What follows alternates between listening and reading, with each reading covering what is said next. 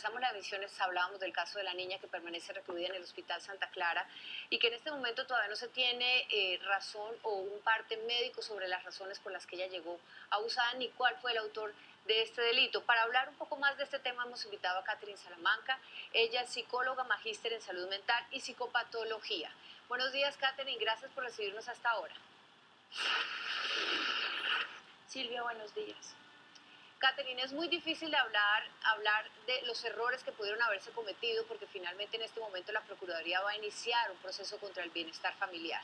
Entonces hablemos un poco del caso de la niña y los abusos que sufrió y los cuidados que debería tener más adelante. ¿Cuáles serían las repercusiones para ella lo que acaba de sucederle? Sin duda alguna estamos hablando de un caso que es la punta del iceberg en muchos casos, digamos, en términos de salud mental y en términos de los vejámenes que fueron cometidos con ella.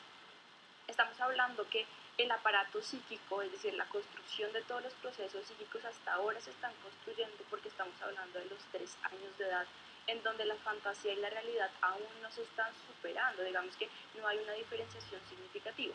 Cuando esto ocurre y cuando existe un tipo de abuso sexual tan fuerte que incluso está siendo estudiado para poder ser catalogado como feminicidio, hablamos de unas repercusiones psíquicas altamente traumáticas. Digamos que aún no se ha construido algo que llamamos el yo, por tanto no hay una herramienta psicológica para poder procesar toda esta información.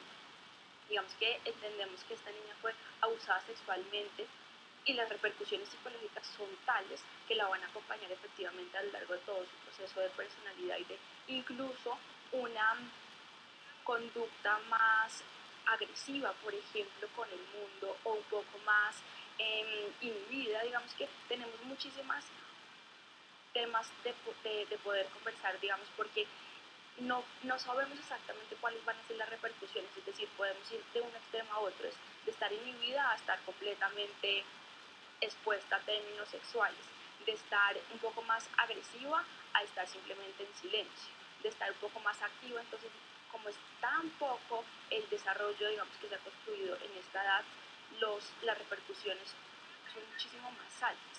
Es muy importante que ella pueda estar en un acompañamiento psicosocial y también su familia, porque no solamente estamos hablando de ella, sino de todo el contexto familiar en donde se desenvuelve. Sabemos que primero estuvo con su abuela, pero después estuvo en el ICBF, luego es robada o raptada incluso por su mamá. Entonces esto también nos habla un poco de cuál es el contexto social en el que ella se desenvolvía, y efectivamente esto también tiene unas repercusiones muy altas para todo el desenvolvimiento social. Sucede algo también, y es que en términos de la implicación con sus compañeros, por ejemplo, cuando esté en el jardín, sí va a tener una repercusión importante, porque la capacidad o las herramientas sociales le van a costar muchísimo más. Por fortuna ya estaba un poco a salvo, digamos que este es su parte médico más alentador. Sin embargo, es importante que pueda tener un acompañamiento psicosocial muy alto. ¿Qué podría hacer el Estado para que cosas como estas, hechos como estos, no vuelvan a suceder?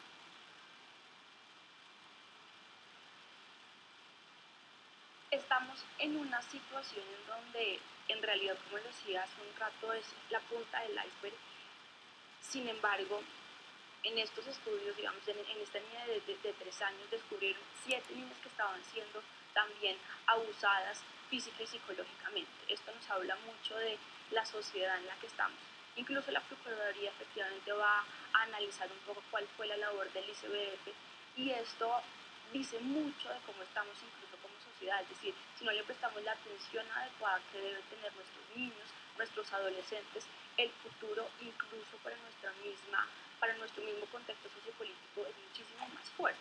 Es fundamental que las leyes que efectivamente se están haciendo no solamente se queden ahí, que no solamente se queden en un papel, sino que efectivamente tengan una realidad y que esté de la mano con las políticas públicas. Digamos. Sin embargo, si aún están, digamos, en conversación y no se llevan a cabo en la vida real, y precisamente este es uno de los tantos casos que tenemos en Colombia que efectivamente necesitan una atención primordial.